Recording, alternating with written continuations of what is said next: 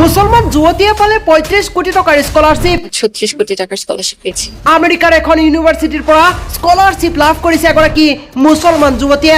মুছলমান যুৱতীগৰাকীৰ নাম মিম। সৰু কালৰে পৰা ইচ্ছা আছিল আমেৰিকাৰ ইউনিভাৰ্চিটিত পঢ়াৰ আৰু সেই সপোন যেন বাস্তৱত পৰিণত হোৱাৰ দিশে আগবাঢ়িছে। ৩৫ কোটি টকাৰ স্কলাৰশ্বিপ লাভ কৰিছে যুৱতীগৰাকীয়ে।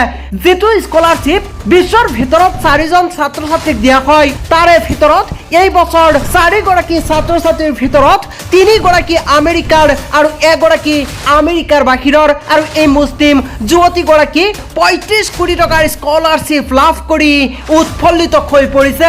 এই ভিডিঅ'টো আপোনালোকে যিমান পাৰে শ্বেয়াৰ কৰি দিয়ক, কিয়নো এইবাৰ এগৰাকী মুছলমান যুৱতীৰ ভাগ্য খুলিছে। আমেৰিকাৰ এখন ইউনিভাৰ্চিটিত পঢ়াৰ বাবে সুবিধা লাভ কৰিছে। ৩৫ কোটি টকাৰ স্কলাৰশ্বিপ লাভ কৰি এইবাৰ উৎফুল্লিত হৈ পৰিছে মিম নামৰ এইগৰাকী মুছলমান যুৱতী।